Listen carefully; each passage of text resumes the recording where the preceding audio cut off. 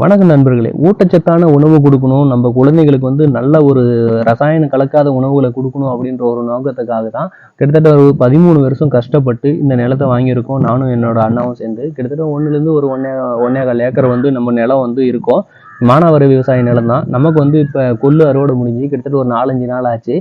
நல்லா காஞ்சிருச்சு வெயில்ல. அதனால டிராக்டர் வர சொல்லியிருக்கோம். 1 மணி நேரத்துக்கு டிராக்டருக்கு இன்னைக்கு ரேட்டு பார்த்தீங்கன்னா, ரூ. 1200. அதாவது டிராக்டருக்கு ரூ. 1000, அந்த ஹெல்ப்பருக்கு ஒரு ரூ. 200 குடுக்கணும் அப்படின்னு சொல்லியிருக்காங்க.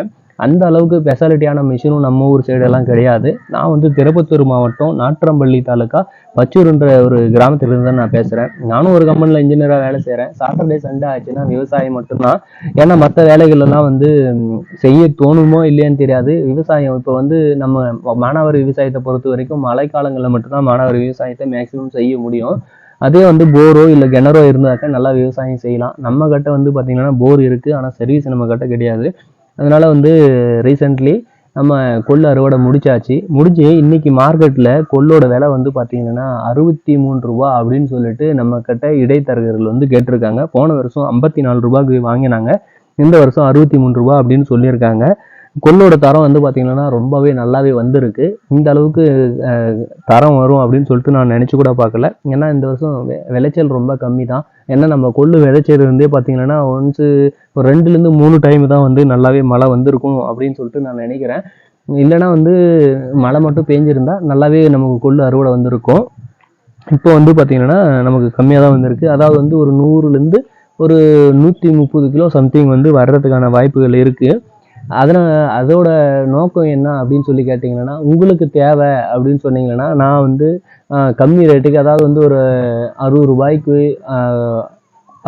ஓகே, ரூ. 60ன்ற ரேட்டுக்கு நான் கொடுக்கணும் அப்படின்னு சொல்லிட்டு நினைக்கிறேன். நான் பார்சல் போட்டு விட்டுறேன். பணம் நீங்கள் உங்ககிட்ட பார்சல் சேர்ந்ததுக்கு அப்புறமே எனக்கு அனுப்பிச்சி விடுங்க. என்னோட கூகுள் பே நம்பரும் நான் உங்களுக்கு கொடுக்குறேன் பின் கமெண்ட்ல. உங்களுக்கு தேவை அப்படின்னு சொன்னீங்கன்னா கண்டிப்பாக கமெண்ட்ஸில் சொல்லுங்கள் நண்பர்களே. பாருங்கள், தரம் பாருங்கள் எந்த அளவுக்கு இருக்கும் அப்படின்னு சொல்லிட்டு.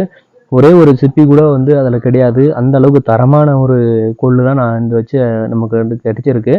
நம்ம தனித்தனியாக சாக்கில் பிடிச்சி வச்சுக்கிறதுக்கு காரணம் என்னன்னு கேட்டிங்கன்னா, நல்லா ஃபஸ்ட்டு வர்றதெல்லாம் நல்லா தரமாக வரும் அப்படின்ற ஒரு நோக்கத்துக்காக தான் எடுத்து தனித்தனியாக பிரித்து வச்சுருக்கோம்.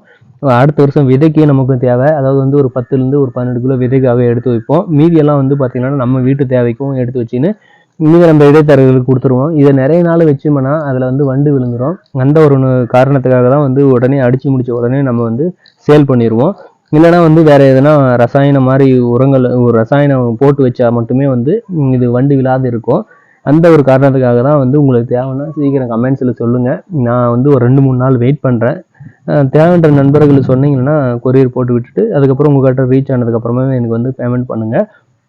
ஃபஸ்ட்டு ஒரு முயற்சியாக நம்ம ஒரு விவசாயி அப்படின்ற ஒரு நோக்கத்தோட இதை நான் சேல் பண்ணணும் அப்படின்னு சொல்லிட்டு நினைக்கிறேன்.